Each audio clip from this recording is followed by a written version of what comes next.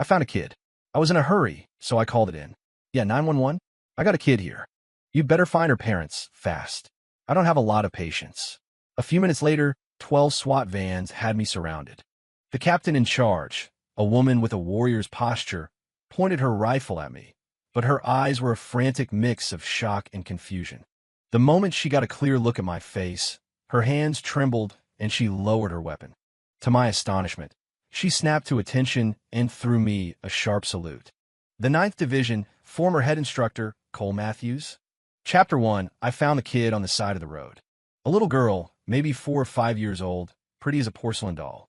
She was wearing a mud-stained pink princess dress and clutching a worn-out teddy bear, huddled in the corner of an alley.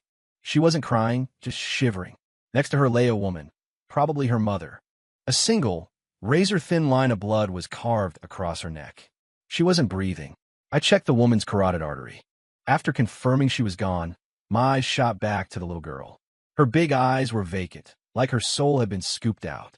I took off my jacket, wrapped it around her small, cold body, and lifted her into my arms.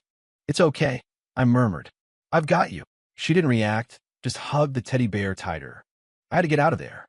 Now, I pulled out my phone and dialed 911. The call connected almost instantly. A calm male voice answered. 911, what's your emergency? Cradling the child, I scanned the street beyond the alley, keeping my language as clipped and urgent as possible. Yeah, 911. I have a kid here. That's right, the kid is with me. I don't have the patience to wait around. Contact her parents and do it fast. It'll be better for everyone that way. You get me? I hung up. I didn't mention the dead woman. I knew that whoever killed her would be back for the child soon. Calling the cops was the best way to muddy the waters to buy myself some time. I glanced down at the little girl in my arms. Still no reaction, like she was just an exquisite doll. I held her close, walked quickly out of the alley, and vanished into the downtown crowd. But I had underestimated the response time and efficiency of modern law enforcement. It only took 3 minutes. The piercing wail of sirens converged from all directions. The intersection where I stood was instantly locked down by 12 black SWAT assault vehicles and a dozen more squad cars, creating an impenetrable barricade. Doors flew open in unison. Heavily armed SWAT officers poured out, moving with practiced speed, forming a tactical perimeter with me at its dead center. The dark muzzles of their rifles were aimed at me from every angle. Pedestrians screamed in terror and scattered. I couldn't help but be impressed. Is this what public safety looks like these days? All this for picking up a kid? I held the girl and stood my ground, perfectly still. I knew that one wrong move, one twitch, could earn me a bullet. Chapter 2, a female officer in a tactical vest, her posture ramrod straight, stepped out from behind the line. Her face was streaked with camo paint, leaving only a pair of eyes as sharp as a hawk's. She held a rifle, the barrel aimed squarely at my forehead. "Put the child down. Hands on your head and get on the ground now." Her voice was crisp and carried an unquestionable tone of command. I didn't move. I just watched her calmly. I said, "Put the child down," she barked, her finger resting on the trigger. The little girl in my arms, likely terrified by the chaos, began to tremble violently. I frowned, gently patting her back to soothe her. My gaze drifted from the officer's piercing eyes down to her right hand gripping the rifle. The crook of her thumb had the thin, hard callus of a career shooter. But just below it, near her wrist, was a faint scar, shaped like a crescent moon. My eyes flickered with recognition. "Eva Rostova?" I asked, my voice low, testing the name. The SWAT captain's body went rigid. The hand holding the rifle trembled, an almost imperceptible movement. She stared at my face, her eyes boring into me as if trying to see through to the bone. The air around us felt like it had turned to ice. The other SWAT officers sensed their captain's hesitation, but without orders, they held their positions, rifles at the ready. Seconds ticked by like hours. Rostova's expression shifted from cold vigilance to stunned disbelief, and finally, to a kind of horrified awe. "You?" Her voice was raspy. I pulled at the corner of my mouth, offering a smile that wasn't particularly friendly. "What? Did you forget everything from that 50-mile forced march in boot camp?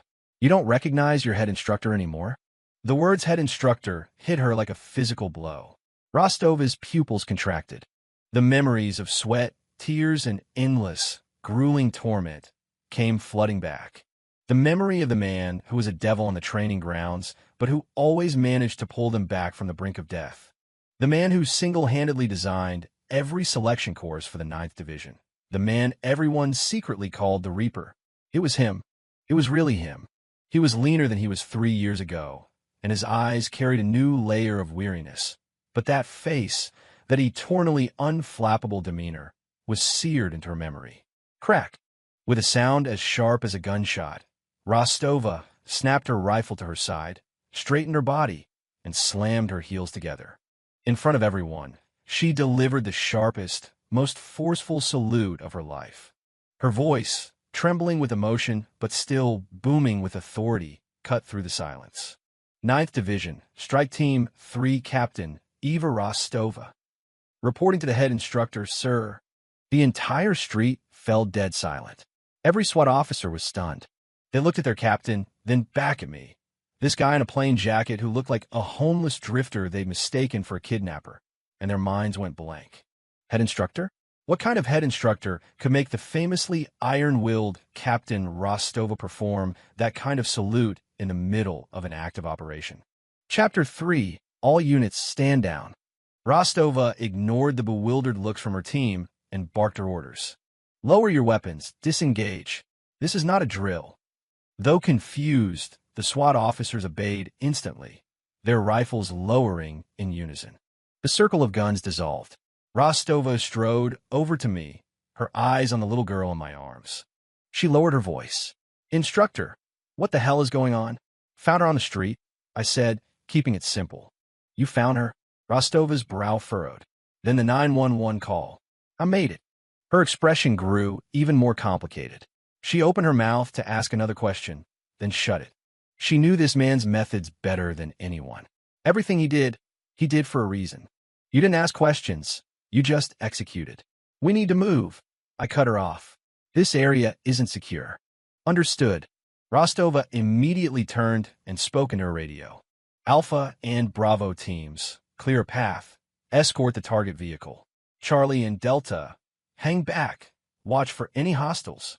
A few minutes later, I was in the back of a black command vehicle, the child still in my arms. Rostova was driving herself. The SUV pulled into traffic, followed at a discreet distance by several unmarked cars. Take me to your most secure location, I said from the back seat. Yes, sir.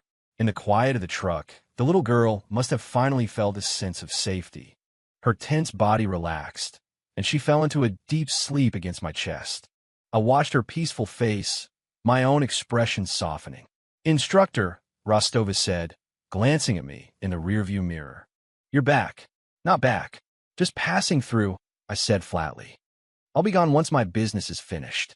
And the girl, the daughter of an old friend. Rostova understood immediately. For Cole Matthews to call someone a friend, he could only mean one thing, a comrade, a fallen comrade. Her grip tightened on the steering wheel, and a heavy silence filled the vehicle. Half an hour later, we pulled into a secure compound on the outskirts of the city. It was the Riverbend PD's SWAT training facility and headquarters, with the highest level of security. I stepped out with the sleeping child. Rostova had already arranged for a private room. Instructor, you and the child will be completely safe here. Get some rest. I need to go handle the cleanup from a call. Hold on. I stopped her. Give me a secure, encrypted phone.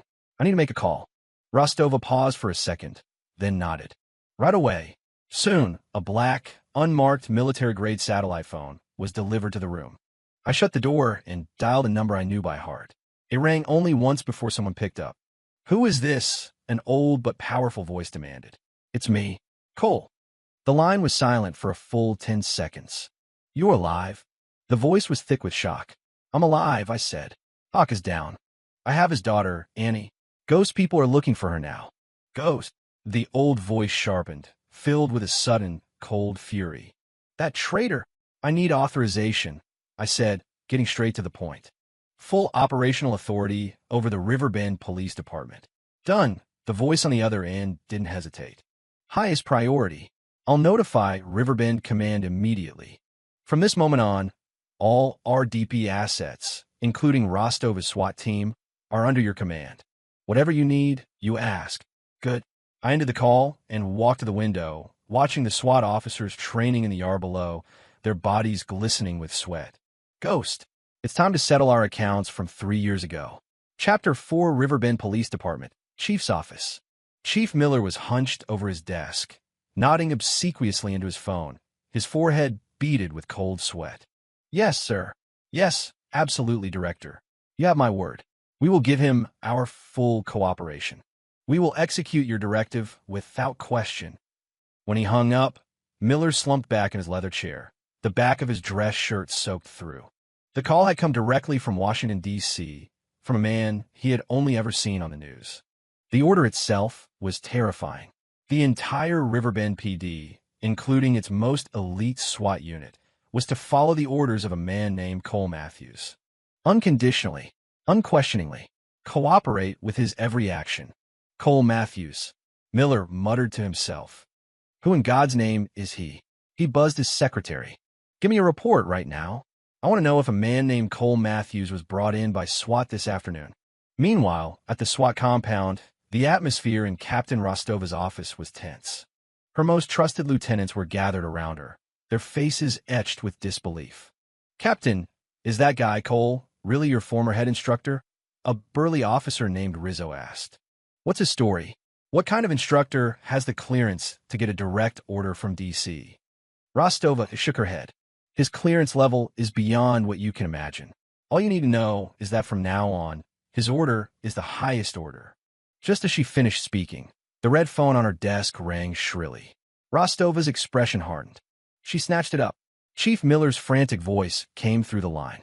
Captain Rostova, are you with a man named Cole Matthews right now? Yes, Chief. I am. The order just came down from D.C. Miller's voice was tinged with awe. As of this moment, you and your entire unit are to report directly to Mr. Matthews. Fulfill his every request. Understood, Rostova replied, her voice firm. She hung up, took a deep breath, and pushed open her office door, heading straight for the room where I was staying. But as she approached my door, a primal sense of danger made the hair on her arms stand on end. Get down, she screamed, diving to the side. At the exact same instant, thwip, thwip, thwip, the dull cough of suppressed gunfire erupted, and the wall where she had been standing was pocked with deep bullet holes. Sniper, using a custom, silenced rifle. Alarms blared across the compound. Contact! Hostiles in the perimeter. The door to my room was kicked open. I was already moving, rolling across the floor with a now-awake Annie in my arms, taking cover behind a concrete wall. Bullets zipped past where my head had been, sparking against the plaster. Protect the girl, I yelled to Rostova as she scrambled inside. She understood instantly, laying down, covering fire to give me a window. Outside, several black-clad figures vaulted over the perimeter fence like specters. Their movements were impossibly fast, their weapons all fitted with suppressors. Their objective was clear, my room. They're fast, I muttered. My eyes turned to ice. I shoved Annie into the arms of a SWAT officer rushing to our position. Keep her safe. Before the words were out of my mouth, I exploded in emotion like a cornered panther. No weapon, ide improvisa. I grabbed a heavy wooden chair and charged an incoming hostile, swinging it like a club. Chapter 5. The black-clad killer clearly hadn't expected such a ferocious counterattack. He instinctively raised his arm to block. Crack! A sickening crunch of bone breaking. The chair splintered into pieces, and the man's arm bent at an unnatural angle. He let out a muffled grunt of pain, but I gave him no time to recover. I closed the distance in a single step, my elbow striking his temple like a steel hammer. The man collapsed without another sound. The entire exchange was fluid, brutal, and blindingly fast. A second killer nearby reacted, turning his weapon on me. But I was faster. I kicked the gun from his hands, my body following the motion, and delivered a precise knife-hand strike to his throat. G.U.H. He clawed at his neck, his eyes rolling back in his head as he crumpled to the floor, convulsing. 2 hostiles down in 2 seconds. The SWAT officers who witnessed it were frozen in shock. They'd seen tough guys before, but not like this. This wasn't a fight. It was a slaughter. What are you waiting for? Return fire. Rostova was the first to snap out of it, her voice roaring through the chaos. Gunfire erupted. The SWAT team used cover, engaging in a fierce firefight with the assassins outside. The enemy's fire was heavy and their tactics highly disciplined. They were professionals. I didn't stay in the fight. I quickly checked the two men on the floor. On the back of their necks, they both had the same tattoo. A scorpion with a single drop of blood on its stinger. Blood scorpions, I hissed. Ghost's most elite kill team. He already knew I was here. Instructor, Rostova yelled at me while firing. Their fire is too heavy. We're pinned down. Give me your sidearm, I said, holding out my hand. Without hesitation, Rostova tossed me her pistol. I caught it, checked the magazine, and looked at her. Cover me. 3 seconds. You got it. Rostova unleashed a sustained burst of fire, forcing the attackers to take cover. That was my opening. I launched myself forward, not toward cover, but in an impossible, zigzagging sprint directly at the heaviest concentration of enemy fire. Bullets rained around me, tearing up the ground, but not one touched me.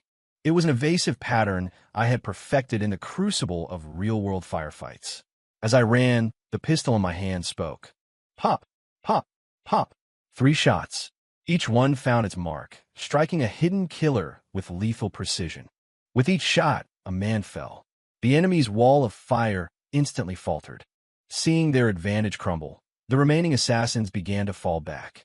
Leaving so soon, I gave a cold smirk and started to pursue. But they were prepared.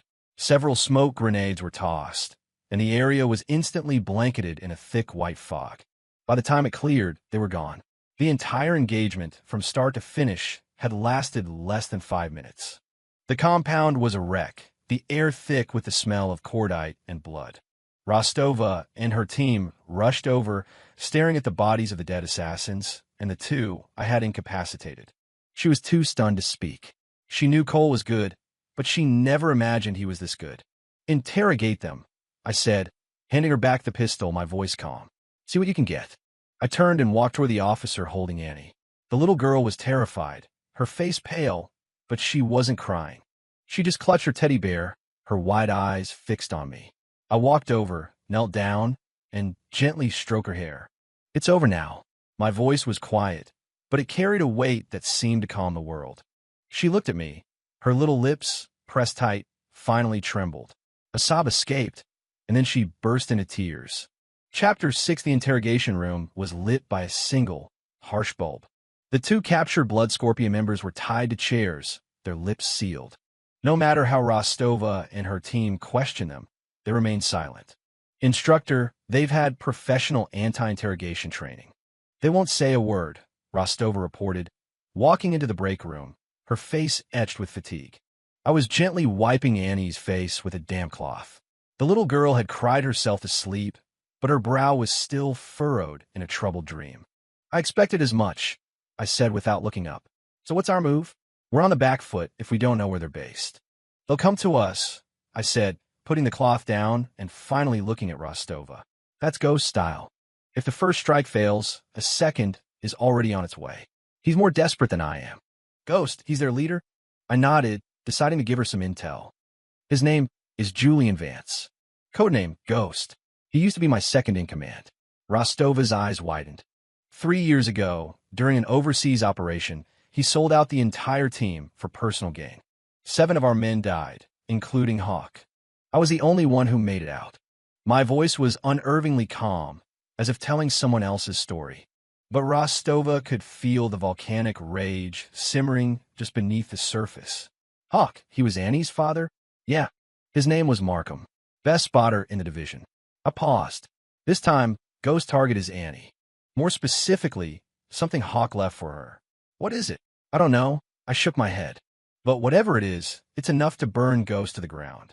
Rostova was silent. She finally understood the kind of storm she'd walked into. This wasn't a standard police operation. This was a war between 2 of the world's most elite operatives. Instructor, you can still walk away. I told her, my eyes locking onto hers.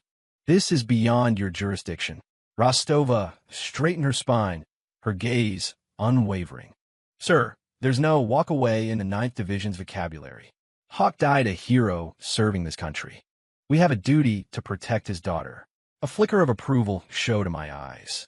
All right, I stood up. In that case, hand your team over to me. I'm going to teach them how to deal with wolves, and I'm going to do it fast. Yes, sir.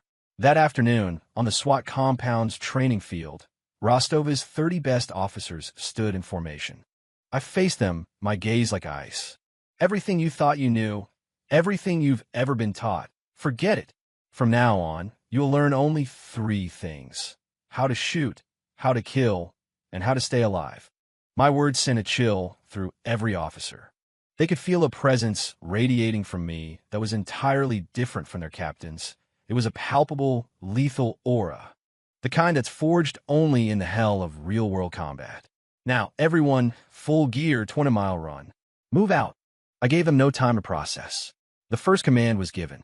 The crucible had begun. Chapter 7, the training was brutal. I used the same methods I'd used to select recruits for the 9th Division, relentlessly pushing the SWAT officers to their physical and psychological breaking points. Forced marches with full packs, no-holds-barred combat drills, live-fire stress tests. Every exercise was designed to shatter their limits.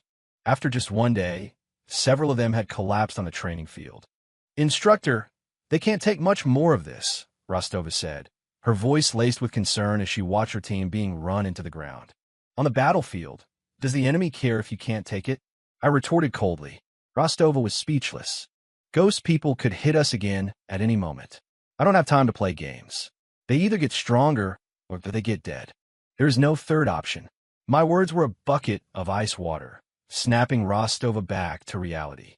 She gritted her teeth, turned to her exhausted team, and yelled, "Get on your feet.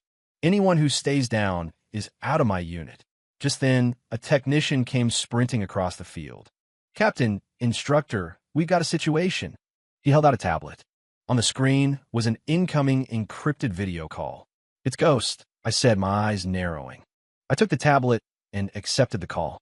A face obscured by a silver mask appeared on the screen, the background completely dark. Well, my old friend Cole. It's been a long time." A distorted, mocking voice came through the speaker. "Julian," I said, using his real name. "Still so blunt," Ghost chuckled. "I hear you found Hawk's little brat. I'd advise you to hand her over. Otherwise, I can't guarantee some interesting things won't happen." His tone was light, but the threat was anything but. "For example," he said, and the screen switched to a live security feed of the Metroplex Mall, the busiest shopping center in Riverbend City. It was packed with people. "See that fountain in the main plaza?" Ghost's voice returned. "I've left a little gift underneath it. About 100 pounds of C4. Enough to send the entire mall, and everyone in it, straight to heaven." The color drained from Rostova's face. "You wouldn't dare," she roared. "Now watch me," Ghost laughed. "You have 1 hour. I want to see the girl at the abandoned steel mill on the east side. And remember, Cole, you come alone. If you try any tricks, or call in a bomb squad." He didn't need to finish. The image of them all was replaced by a large, red digital timer. 60:00. The call ended. "Son of a bitch." Rostova slammed her fist on the table. "Get units to the mall now. Evacuate everyone. Get EOD over there," she yelled at her team. "It's too late for that," I said, shaking my head. "What?" "It's a diversion. A classic divide and conquer," I analyzed calmly. "He knows we'll have to respond to the bomb threat. It'll tie up the majority of our resources. His real target is still Annie. So what do? We can't just ignore the lives of everyone at the mall." Rostova said, her voice frantic. "We won't," I said, my eyes sharp. "We split up. You take a team to the mall. Evacuate as many people as you can, but the bomb is a trap. Tell Iodi not to touch it. I'm going to pay him a visit." "No, that's suicide," Rostova immediately shot back. "He's telling you to go alone. It's an ambush, a kill box." "Exactly," I said, looking her dead in the eye. "Which is why I need your team to be my eyes."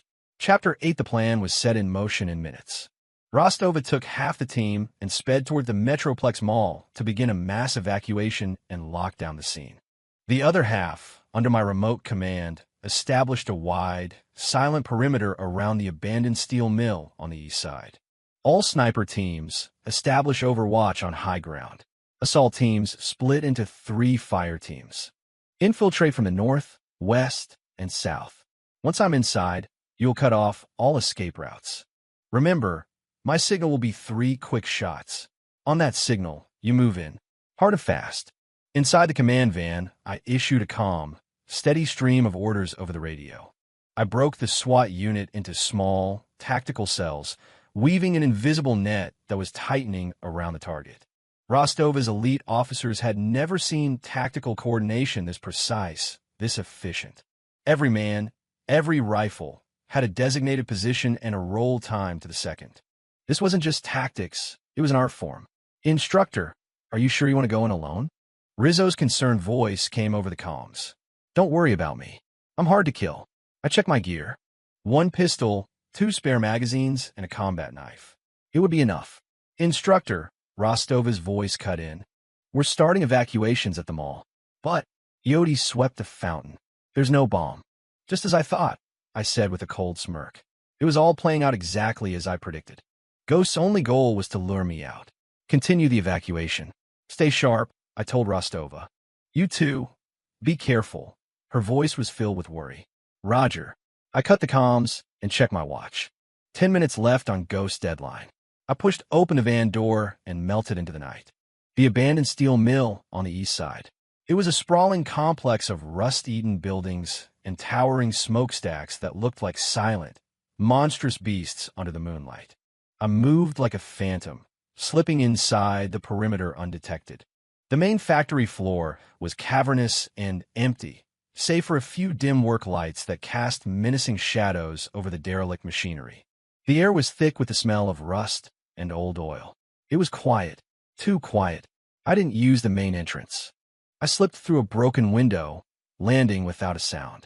In the center of the vast space, a man stood with his back to me. He was tall, dressed in black. You came, Cole, he said, his voice echoing in the empty hall. He didn't turn around. Where's Annie? I asked, my voice flat. Patience, he said, slowly turning to face me. He wasn't wearing a mask. A familiar face emerged from the shadows. Julian Vance. A smug, triumphant smile was plastered on his face. 3 years. You haven't changed a bit, he said, spreading his arms wide. You see the grand welcome I've prepared for you? Do you like it? As he spoke, a series of clicks echoed from above. Click, click, click. On the second-floor catwalks that ringed the factory floor, dozens of high-powered flashlights suddenly blazed alive, their beams all converging on me. From the darkness, the barrels of countless rifles emerged. I was surrounded. Chapter 9. I told you to come alone. Julian's smile widened. But you just couldn't help yourself.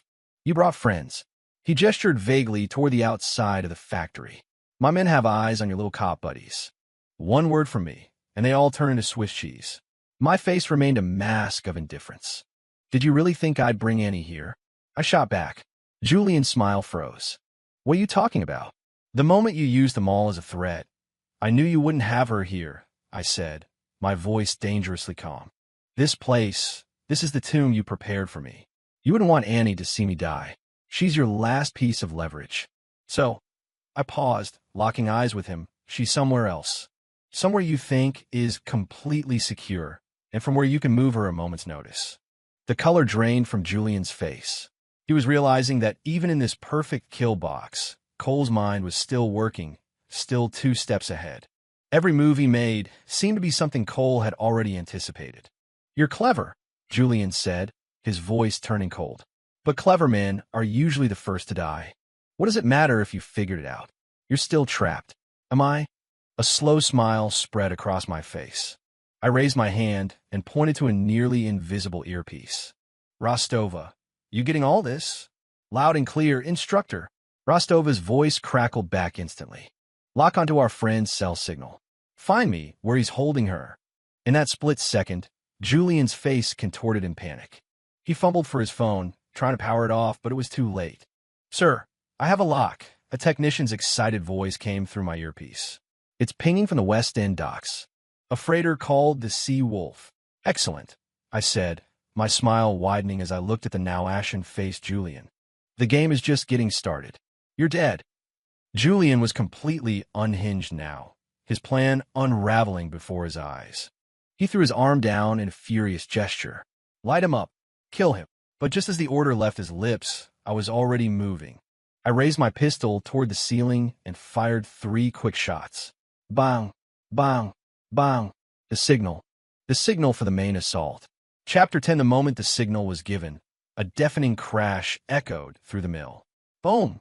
The massive factory doors were smashed inward as an armored SWAT vehicle plowed right through them. A flood of SWAT officers poured into the building. Police! Don't move! Simultaneously, windows shattered around the factory as black-clad figures rappelled down from the roof, the assault teams that had been waiting in the wings. In an instant, Julian and his men were caught in a counter-ambush. How was this possible? Julian stared in disbelief. He had spotters outside.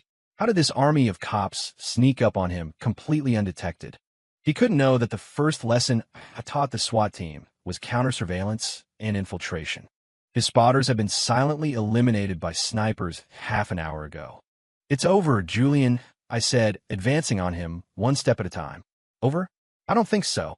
A crazed look entered Julian's eyes. He ripped a small remote detonator from his vest. I'll admit, I underestimated you, Cole, but I came prepared with a parting gift of my own. He slammed his thumb down on the red button. Everyone get down. I roared, diving for cover. But the expected, earth-shattering explosion never came. The factory remained silent. Julian stared at the detonator, confused. He mashed the button again and again. Nothing. Impossible, he muttered. I wired this whole place with enough explosives to... Looking for this? A voice called down from the second-floor catwalk. Everyone looked up. It was Rizzo, the big SWAT officer.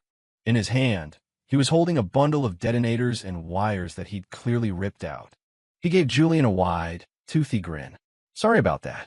Figured I'd disarm it while I was sneaking in. Julian was utterly defeated. His 2 perfectly laid traps had both failed. Take them, I commanded. Gunfire erupted, but this time it was a disciplined, overwhelming volley from the SWAT team. Julian's men were professionals, but they were no match for the superior numbers and firepower of the police. They were cut down or forced to surrender one by one. Seeing it was over, Julian turned to flee through a back exit. But I wasn't about to let him go. I closed the distance in a heartbeat and drove a powerful kick into the middle of his back. Julian flew through the air like a broken doll and crashed to the concrete floor. I walked over, planted my boot on his hand, and picked up the pistol he dropped. I pressed the muzzle against his forehead.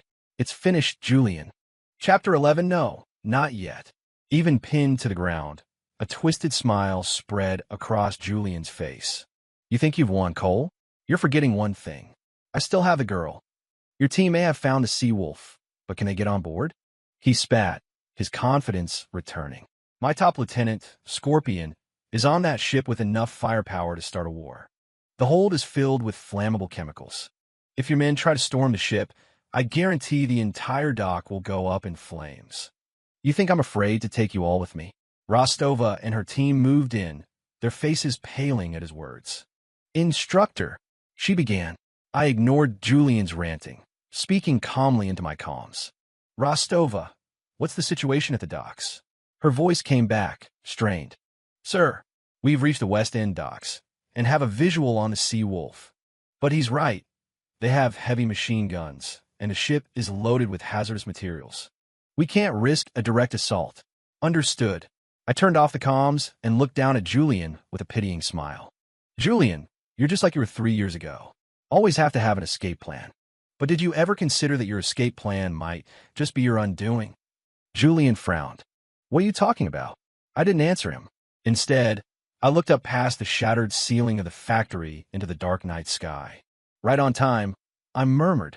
As if on cue, a deep, thunderous roar grew in the distance, rapidly approaching from the heavens.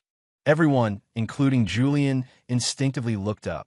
Cutting through the night sky were 3 massive, dark silhouettes, flying in formation at incredible speed, heading directly for the docks. They were attack helicopters. Are those? Rizzo stammered, pointing at the sky. The 9th Division's Air Assault Unit, I said calmly. The blood drained from Julian's face, replaced by pure, abject terror.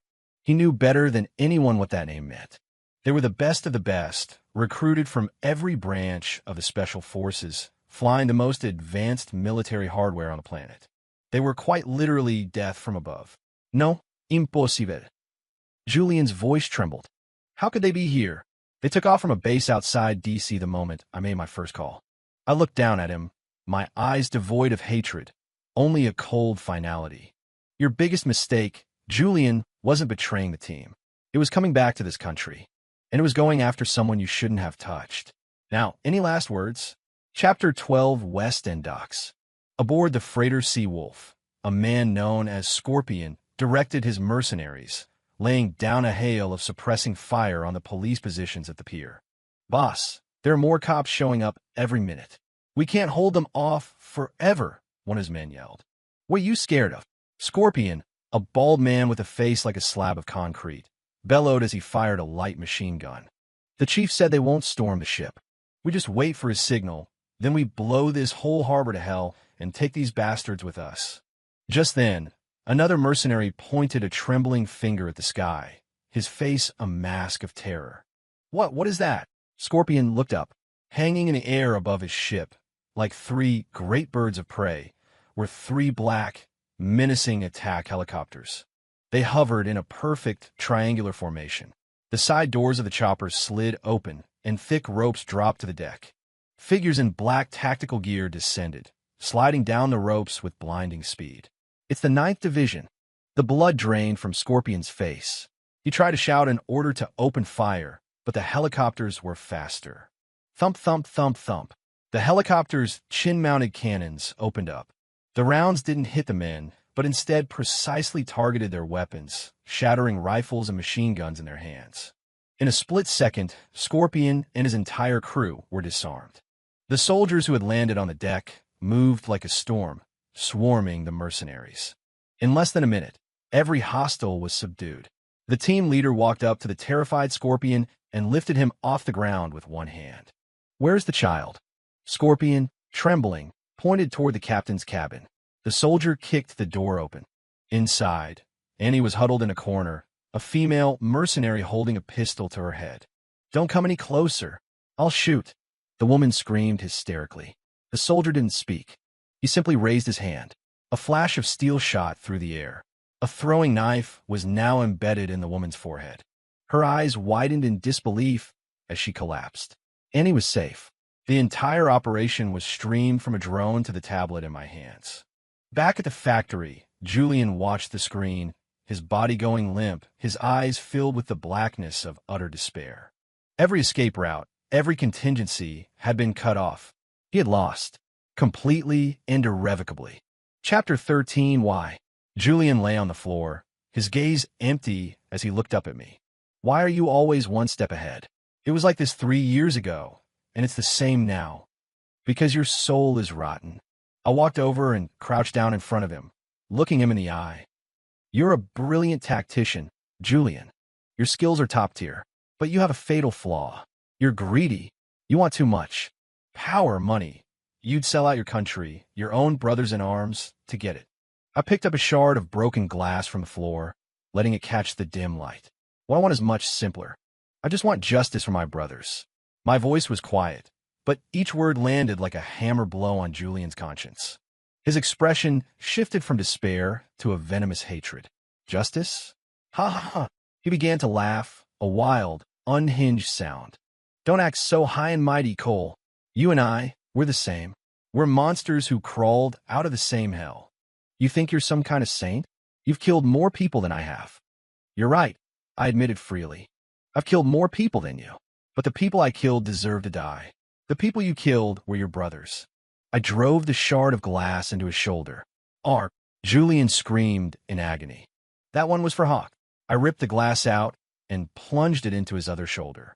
And that one is for the other 6. Blood soaked through his black shirt. His face was a twisted mask of pain. The SWAT officers surrounding us looked away, unable to watch. Only Rostova stood her ground, her face unreadable. She knew this was a debt Cole had to collect himself. Kill me. Julian gasped, his voice weak. If you have the guts, just kill me. Kill you? That would be letting you off easy. I stood up, looking down at him. You'll answer for your crimes in a court of law. You're going to spend the rest of your miserable life rotting in a supermax prison. Every day and every night, You'll live with the memory of betraying your team. You'll drown in your regret and your fear. That is the only punishment you deserve. I turned my back on him and walked away. SWAT officers moved in and hauled his broken body out of the factory. The hunt, 3 years in the making, was finally over. Chapter 14. The next day, a military transport plane touched down at a secure airfield on the outskirts of Riverbend. An old man with a full head of white hair, dressed in a simple but severe suit, descended the ramp, flanked by several aides. Chief Miller and Captain Rostova were waiting on the tarmac. "Director," they both saluted sharply. The old man nodded, his gaze skipping past them to me. I was standing a short distance away, holding Annie. "Cole," he said, his voice raspy with age and emotion. I walked over with Annie in my arms. "Director Croft." This man was the founder of the 9th Division, my former commander. His eyes went from me to the little girl in my arms, who looked so much like his fallen protege, Markham. The old man's eyes reddened. "You did good work, son," he said, clapping me on the shoulder. "Just doing my duty." "We've taken custody of Vance and his network," Croft said. "The web of conspiracy he was a part of will follow it to the end. No one will be spared." I nodded. "Did you find what Hawk left behind?" Croft asked. I reached into my pocket and pulled out a micro SD card. It was inside Annie's teddy bear. This was it. The evidence Hawk had died to protect. It contained everything. Proof of Julian's treason, his transaction records, his entire network. Croft took the card and secured it in an inside pocket. "Come back with me, Cole," he said, his eyes pleading. "The division needs you. The country needs you." I shook my head. "I'm tired, Director." I looked down at Annie, who was staring up at me with wide, curious eyes. "For 3 years, I've been wandering the globe, just looking for a quiet place to live out my days. I think I've finally found it." Croft was silent. He knew how deeply the betrayal 3 years ago had wounded me. I had lost my entire team, and a part of my soul had died with them. This little girl, Annie, was perhaps the only thing keeping me anchored to this world. "All right," Croft finally nodded after a long moment. "I won't force you, but the door to the 9th Division will always be open for you." He took a large manila envelope from one of his aides and handed it to me. "This is your new identity, and some compensation from a grateful nation. Markham's pension and honors will be taken care of as well. We'll make sure it all gets to you. Please, take care of Annie." I took the envelope and gave him a final, sharp salute. Mission accepted. Chapter 15. Months later. Riverbend, in a quiet suburban neighborhood. I was in the kitchen, wearing an apron, clumsily trying to follow a recipe on my phone. Annie was sitting on the living room rug with a new teddy bear, giggling at cartoons on the TV. Her face was finally full of the innocent joy a child her age should have.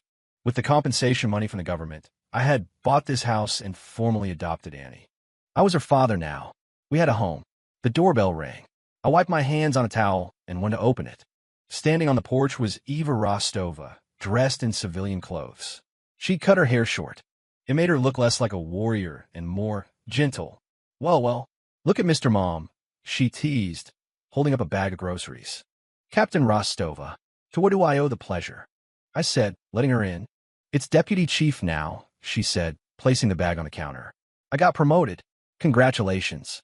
"I have you to thank for it," she said, her gaze softening as she watched Annie play. "Several members of my team received commendations for that operation. Rizzo even made team leader. He earned it." We sat on the couch, a comfortable silence settling between us. "Julian Vance, the verdict came in," Eva said suddenly. "Yeah. Death penalty. No appeal." The hand holding my glass of water paused for a fraction of a second before I took a sip. "He got what he deserved." "He did," Eva sighed. "The network he was a part of, it went deep. I heard some very powerful people in D.C. went down because of that SD card." We talked for a while longer, the conversation easy and light. "So what about you?" she asked, looking at me. "Is this it?